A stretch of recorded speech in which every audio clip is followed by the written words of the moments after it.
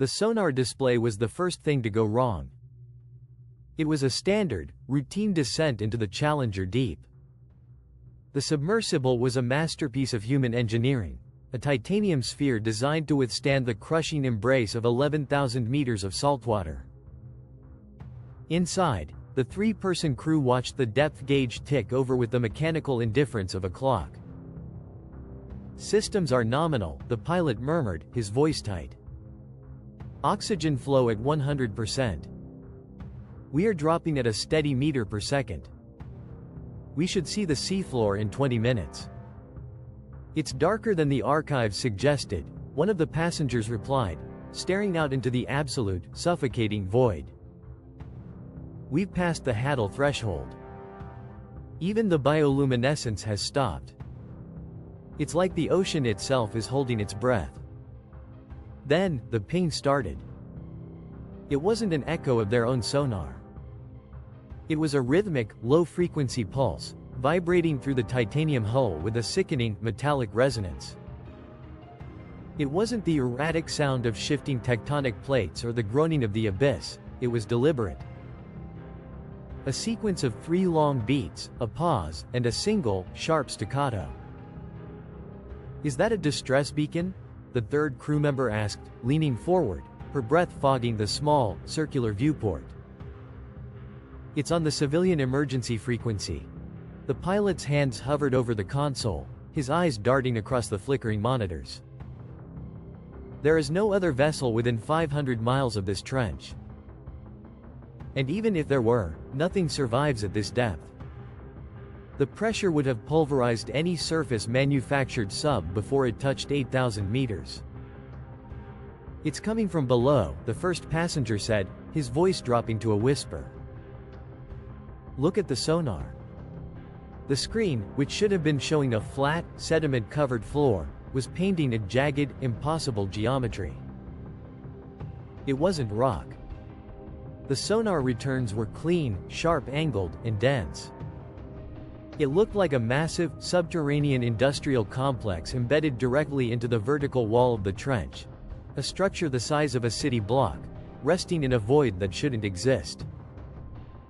"That's a glitch," the pilot stated, though his fingers shook as he tapped at the diagnostic keys. "A ghost echo from the density of the basalt, it has to be."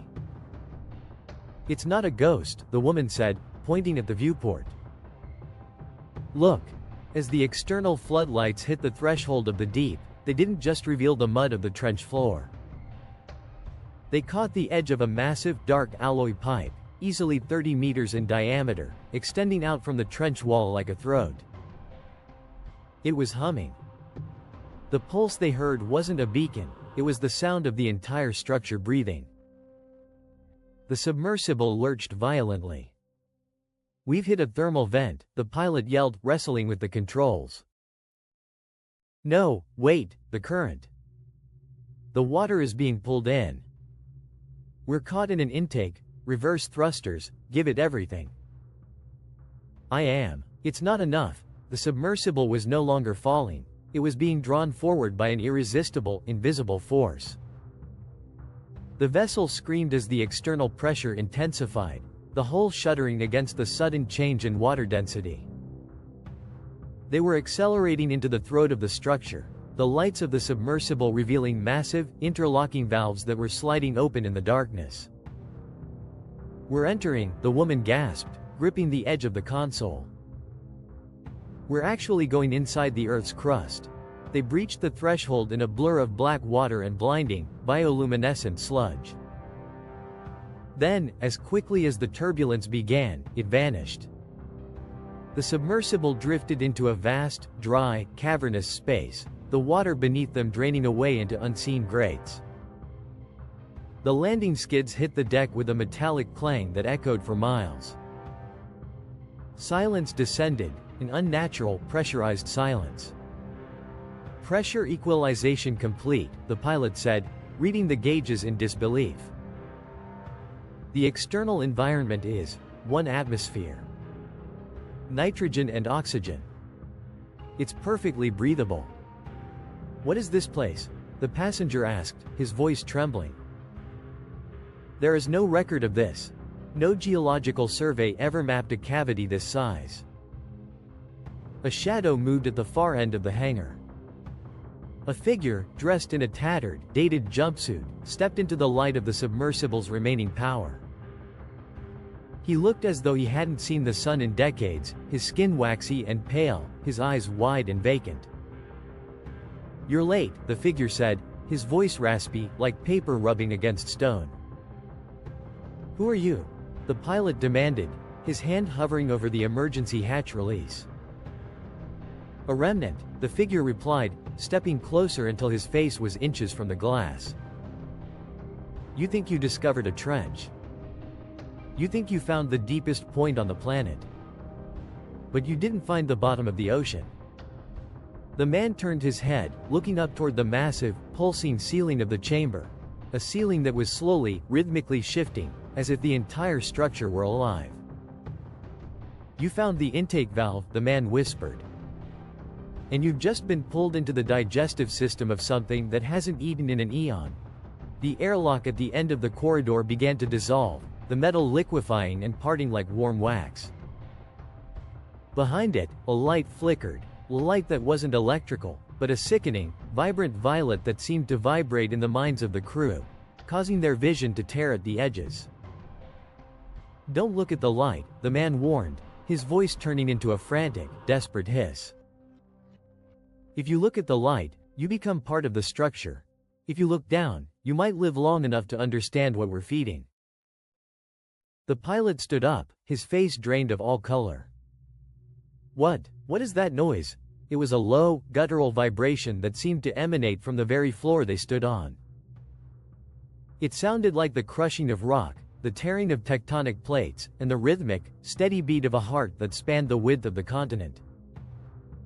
"That," the man said, looking at his own hands, which were beginning to shimmer with a faint, metallic sheen, "is the sound of the planet turning.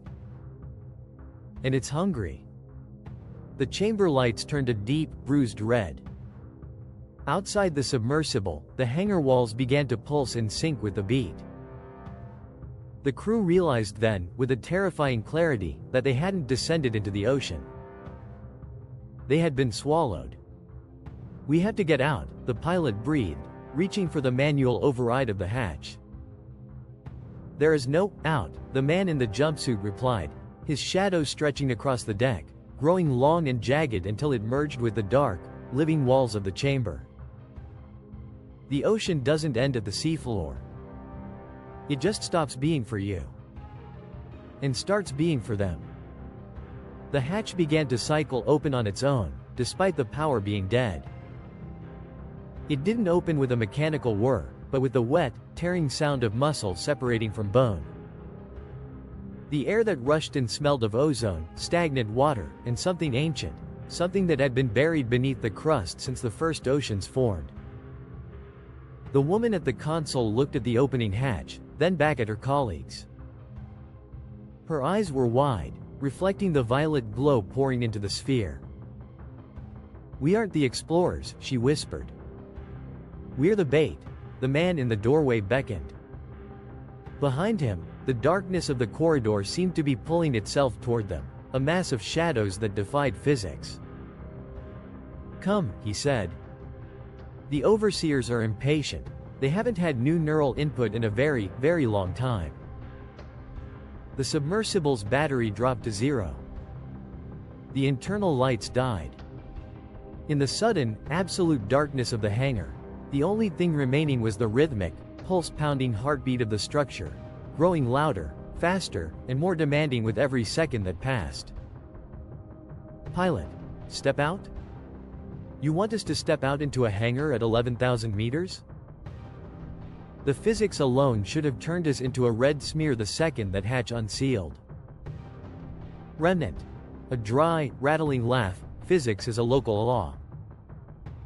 It doesn't apply in the basement. Here, the pressure is managed. The architects need your hands functional, not crushed. Move. Every second you spend inside the titanium egg, the siphons are stripping your nervous system of its electrical potential." "Scientist. He's right. Look at the telemetry. My HUD is blurring. It's not the machine, it's me. I can't feel my fingertips. Engineer. My vision is tunneling. It feels like the air in here is getting heavy. Remnant. That's the induction. The structure is tasting you. It's checking your compatibility. If you stay in there, it'll decide your inert material. It'll recycle the sphere with you inside it. Pilot. Grabbing a heavy emergency flare, fine. We move. On my count. 1, 2, 3. The three of them step onto the hangar deck. The sound of their boots hitting the surface is not a metallic clank, but a wet, muffled thud, like walking on a dense, rubberized lung. Engineer. The floor, it's warm. It's vibrating. Scientist. It's not just warm. It's pulsing. Look at the floor plates. They aren't plates at all. It's a specialized form of ossified tissue. It's calcium-based, but woven with carbon nanotubes. It's a biological composite.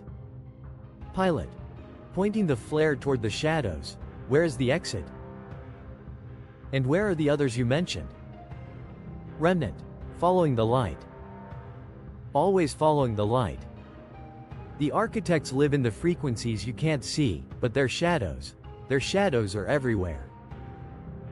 Look at the walls. Engineer. Oh, God. The walls aren't moving. The shadows are moving independently of the light source. Scientist. That's impossible. Shadows are the absence of light. They don't have autonomous movement. Remnant. Here, they do. They are the peripheral nervous system of the trench. They're measuring your heart rates. They're mapping your fear. It's the highest form of energy they can extract from a mammalian brain. Pilot. To the scientist and engineer. Keep your backs to each other. Don't let those things get between us. Remnant. Leading them down a long, curving corridor that smells of sulfur and ozone. Fear is useless now. You've already been swallowed. The goal is to become useful. If you are useful, you are maintained. Scientist.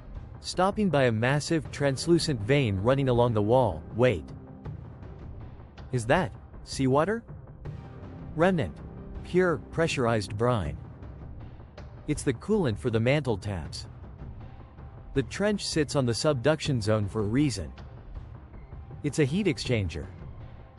It takes the cold of the abyss and pumps it into the friction of the tectonic plates. Engineer. Peering into the vein, there are things swimming in there. Small, pale shapes. Remnant. Maintenance drones. They clear the mineral deposits. If the pipes clog, the pressure builds. If the pressure builds, the trench screams. You don't want to be here when it screams. The last time it happened was 2011. The surface called it the Tohoku earthquake. To us, it was just a burst pipe. Pilot. You're saying this thing, causes earthquakes? Remnant. It manages the stress of the planet. It's a regulator. Without it, the crust would have shattered 1 billion years ago. The architects aren't invaders. They're the gardeners. They just happen to find us to be excellent fertilizer for their more delicate sensors. Scientist. Breathless. The scale of this. If the Mariana Trench is just one intake valve, how many more are there? Remnant. Every trench. The Kuril, the Tonga, the Philippine. A network. A planetary machine, woven into the geology itself. We are standing in the brainstem of the world. Engineer. Suddenly clutching his head, do you hear that? That high-pitched ringing? Pilot. I hear it. It's like a drill in the back of my skull. Remnant. Look down. Now. The overseer is passing through the upper strata. Scientist. I have to see it. I have to know what it. Remnant. Slamming the scientist against the wall, forcing his head down. Do not look. Your eyes are not evolved for this. You will see 1,000 dimensions at once and your brain will short-circuit trying to find a horizon. A massive, crushing weight passes over them.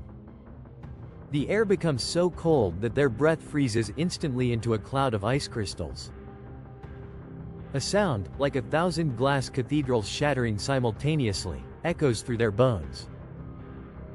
The violet light flares, turning the shadows on the walls into screaming, jagged shapes. Pilot. Choking. I can't breathe. The air is gone. Remnant. Gripping them both. Hold on. It's just the displacement. It's moving through the local spacetime. It'll pass. Just keep your eyes on the deck. The vibration fades. The temperature slowly begins to rise. The violet light dims back to a bruised indigo. Remnant. Releasing them, his own hands shaking. It's gone. You're lucky. It didn't find you interesting. Engineer. Wiping blood from his ears. What was that? That wasn't a biological creature. That was. It felt like a mathematical equation made manifest. Scientist. Staring at the floor, voice trembling. It was beautiful. I saw a glimpse. Just a fraction of a second. I saw the way the gravity curved around it. It's not from here. Not from this ocean. Maybe not even from this galaxy. Pilot. Forget the galaxy. We need to find a way out. This, gardener, talk is fine for someone who's been down here since the 60s, but we have lives. We have people waiting. Remnant. Quietly, no one is waiting. Not for you. The moment you entered the intake, the surface sensors recorded a catastrophic implosion. Your families have already been notified. Your memorial services are being planned. In the eyes of the world above, you are compressed carbon. Engineer, you don't know that. We have a backup tether. A digital burst. Remnant. The architects consume information. Your digital burst was a delicious snack. It never reached the surface. You are ghosts now. And ghosts have work to do. Pilot. I'm not working for a hole in the ground. Remnant. Pointing ahead, then look at the processing ward. Tell me you still have a choice. They round a corner and enter a chamber so vast that the far wall is lost in a haze of chemical fog. Thousands of glass-like pods are suspended from the ceiling by pulsating umbilical cords. Inside each pod is a human.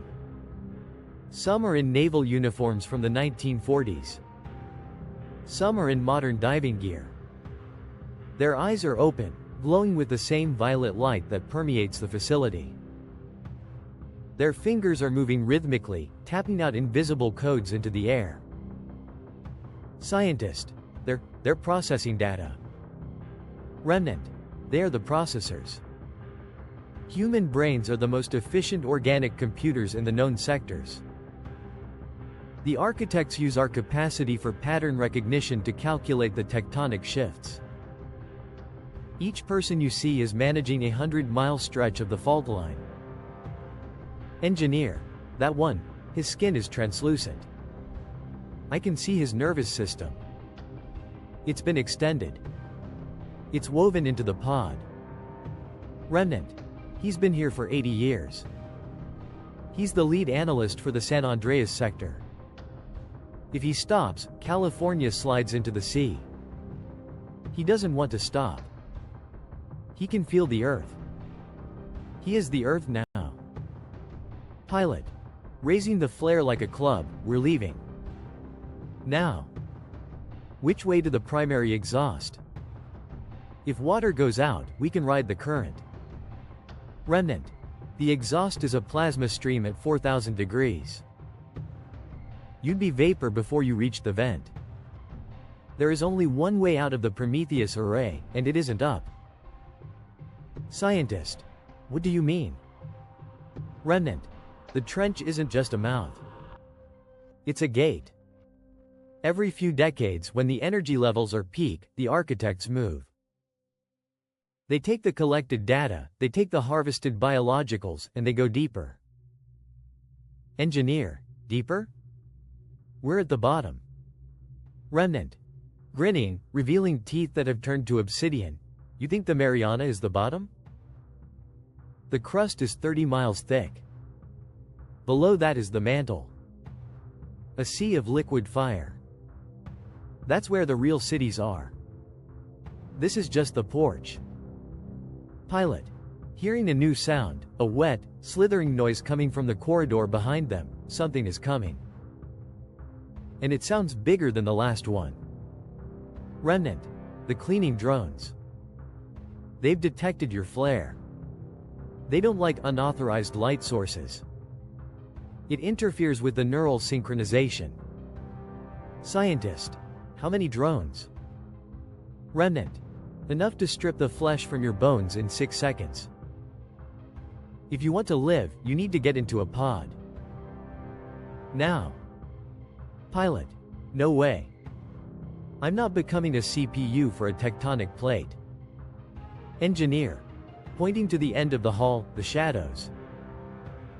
They're detached. They're sliding across the floor toward us. Remnant. Choose. The pod or the shadows. The shadows don't integrate you, they just erase you. Scientist. Looking at the empty pod nearest to her. The interface, it's beautiful. I can see the code. It's written in light. Pilot. Don't look at it. It's a lure. Engineer. They're here. The drones. From the ceiling, hundreds of spindly, multi-jointed limbs drop down. They are made of the same phase-shifting metal, tipped with needles that hum with ultrasonic frequency. The shadows on the floor rise up, forming into three-dimensional shapes that resemble eyeless, elongated humans. Pilot. Striking a shadow with the flare, it went right through. It's like hitting smoke. Remnant. Screaming over the rising hum. Get in the pods. It's the only way to mask your signature. Scientist. Stepping toward the pod, her hand outstretched. I can feel the earth. It's so heavy, so old. Pilot. Grabbing her arm. No. We fight our way back. Engineer. Back where? The sub is dead. The hangar is locked. A drone limb sweeps down, pinning the engineer's shoulder against the wall.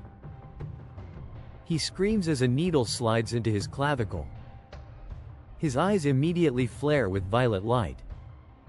Engineer. His voice suddenly calm, monotone. The subduction rate is nominal.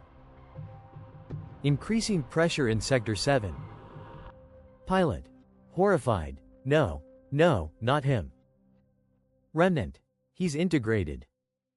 He's safe now. He's part of the work. Scientist.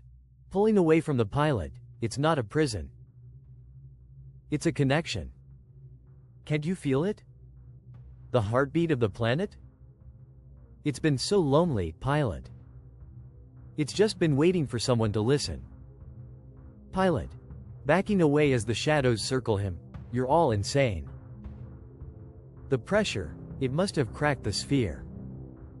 This is a hallucination. I'm dying of nitrogen narcosis.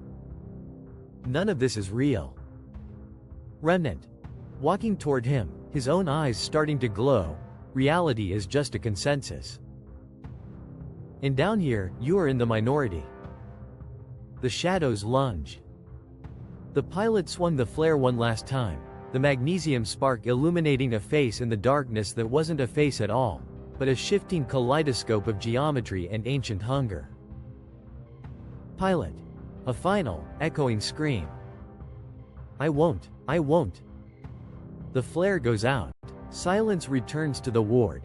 The only sound is the rhythmic tapping of 4,000 sets of fingers against the void. Scientist's voice, now calm, echoing through the facility. Pilot? Can you hear me? The data is so clear now. Pilot's voice, monotone, joining the chorus. I hear it. The Pacific plate is slipping. We need to adjust the friction. Remnant. Looking up at the ceiling. Good. We have a heavy season coming. The architects are pleased. Pilot. A gasp that turns into a rhythmic, electronic hum. The pressure. It's gone. I can feel the weight of the Pacific. I can feel the friction of the Philippine plate. It's not pain. It's data. Scientist. Welcome back. Do you see the fault line in Sector 9? It's fraying. The tension is at critical levels. Pilot. I see it. I'm rerouting the thermal lubricant now. I'm pushing back. Engineer. Good. Steady. The architects are shifting their focus to the Java Trench. We have to maintain the equilibrium here alone for the next cycle. Remnant. You're doing well. The first hour is the hardest. The mind tries to remember the sun. It tries to remember the smell of salt air and the sound of wind. But those are just surface vibrations. They don't matter down here. Pilot. Voice sounding distant, layered with a metallic resonance. I remember. A boat. I remember a girl on a pier. But the memory is pixelated. It's inefficient. It's taking up processing power I need for the subduction stabilization. Scientist. Then let it go. Purge the organic cache. The work is all that matters. The Earth must turn. Pilot. Purging, now. The memory is gone. The girl is gone. I am the Mariana. Remnant. Look at the monitors. The surface ships are leaving. Their sonar pings are getting weaker. They've given up. They think the trench claimed you. Engineer. It did. It just didn't kill us. Pilot. A pause, as a deep, subterranean thrum shakes the chamber. Something is moving below us. In the mantle. Remnant. The overseers are departing for the core. The harvest for this century is complete. We are the skeletons left behind to keep the engine running. Scientist. How long until the next harvest? Remnant. When the surface dwellers grow curious again. When their technology allows them to reach the bottom. They always come back. They can't help themselves. They think they are exploring. They don't realize they're just checking themselves into the hive. Pilot. The sound of his fingers tapping against the airlock glass becomes a frantic, high-speed clicking. I see a new signal. High frequency. Above the surface. A satellite is tracking the trench. Engineer. Let it track. By the time they send another sphere, we'll have stabilized the entire western rim. Remnant. And we will be waiting at the valve. Voice of the trench. A sound like grinding mountains, vibrating through the pods, through the bones, through the very soul of the facility. Consume. Calculate. Protect. Pilot. In perfect unison with the scientist and engineer. Consume. Calculate. Protect. Scientist. The lights are fading. The overseers have reached the secondary crust. Engineer. The hangar is flooding again. The cycle resets. Pilot. His voice now indistinguishable from the background hum of the machine. It's so quiet now. Just the heartbeat. The slow, heavy heartbeat of the world. Remnant. Sleep while you work, pilot. You have a long shift ahead of you. The plates never stop moving. Pilot. I'm not tired. I'm integrated. The sound of rushing water fills the audio. The metallic groaning of the intake valve closing echoes one final time, a sound of absolute finality. The high-pitched electronic pings of the neural network fade into a low-frequency rumble that mimics the natural sound of the deep ocean. Pilot. A final, fading whisper, I am the deep.